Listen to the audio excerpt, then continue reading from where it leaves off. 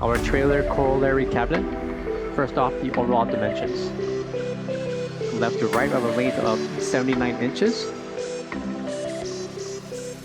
a depth of 20.5 inches, and a height of 36 inches tall.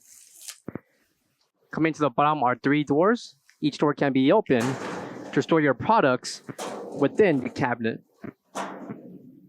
Measurements for the interior cabinet, we have 79 inches,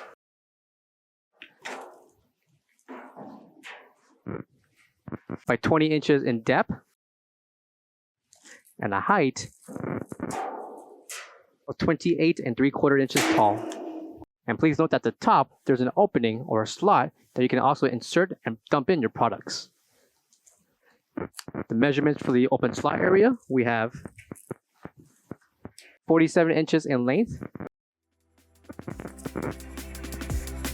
by 14 inches in depth. For all questions, give us a call or visit our website, coolerdepotUSA.com, for more information on this part.